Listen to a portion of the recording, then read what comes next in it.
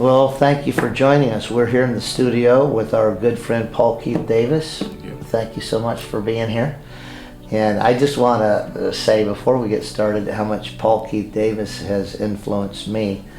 Going back years ago when God had really stirred things in Cheryl's heart, and I was frankly a bit skeptical, and she'd let me listen to different people, and you were one of them. I said, this guy, I like this guy, thinks like I think, I like this guy.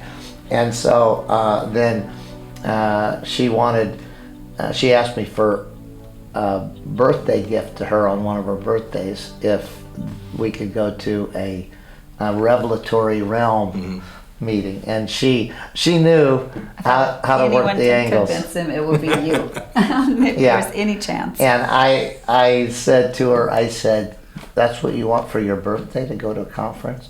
She said, yeah. She said, Paul Keith is going to be there.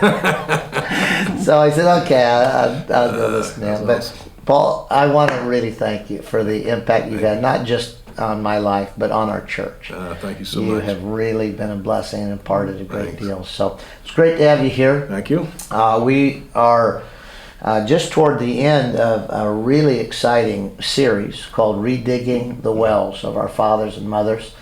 And we've looked at the lives of Maria Woodworth Etter and John Alexander Dowie, John G. Lake, Catherine Kuhlman, A.A. Allen. Of course, now you're here with us as we're looking at the amazing life of William Branham. And we just wanted to talk today about not only great testimonies of what God did through them in their lives, but we wanted to look at the fact that, as Hebrews tells us, Hebrews 11 and then into chapter 12, verse 1, about the great cloud of witnesses, it gives the imagery of a relay race. They've run well, and now it's our turn to carry the baton. And we really all share in the same reward. Right. And so we're really excited about not just the old stories, retelling the old stories and gaining faith from them, but we're excited about becoming part of their storyline and actually seeing not only the wells reopened, but as is a principle in God, he goes from glory to glory. The path of the just shines brighter and brighter unto full perfection, and we know that the latter rain outpouring will eclipse the former rain. So we're looking forward to all that and more. Right. So your thoughts on where we're at in that whole progression of things? Yeah, I'm of the firm belief we're at the end of the end times.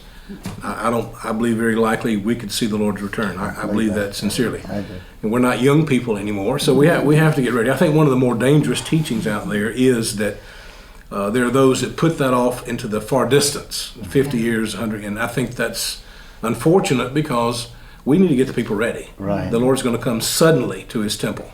Yeah. And we have to preach this as if it's going to be tomorrow. Yeah. Because it literally could be. Yeah. So I believe that. I believe that what I shared this morning is that everything is a stepping stone. One step leads to another. And we can't get where we're going without understanding where we've been. That's just a fundamental truth. Yeah. And it's interesting, I think, that every one of the guys you mentioned, guys and gals, all had a different quality of their ministry. You can study 100 people, and a lot of them just moved in power, or had a lot of wonderful miracles. But there was something about those 6 that you've mentioned so far that was different. It's like they were, I hate to say it this way, but just head and shoulders above. They walked in a realm of authority. They walked in a realm of relationship that transcended even their own generation. And the Lord told me years ago that they are the forerunners of our outpouring. That he allowed them. He allowed John G. Lake to do what he did. He allowed Maria Woodworth Etter to do what she did as a prototype of what we're going to be, and that he gave us the opportunity to study them, to find out what it looks like when someone moves in the realm of glory, like she did. Yeah. And because that was unusual. Well, wow. I mean, for that day, her commissioning, I'm sure you talked about, where the Lord came to her cabin and commissioned her, and Of course, her first objection was, "I'm a woman." You know, Yeah. of course, they, in the mid 1800s, late 1800s, that's a big deal. Yeah, big And deal. apparently, the Lord didn't have a problem Yeah. with it, so I don't guess we should either, should we? Because He commissioned her. Yeah, You can't deny it. absolutely, yeah. 44 years of miracle ministry, Yeah. but we had not seen anybody that brought a realm of glory on a consistent basis for 44 years. Well, that realm would fall into a tent, and unusual things would happen. And I believe they tasted the good word of God and the powers of the age to come. Exactly. I believe they fulfilled Exactly. Hebrews 6:5. They went beyond Pentecost. Yeah. Now, used to when I'd say that, I'd get a little nervous, but nowadays people can accept it. There's Yeah. life beyond Pentecost. Absolutely. And we're moving beyond Pentecost, and I think they did. And as a result of that, we have this great privilege, of understanding what it looks like.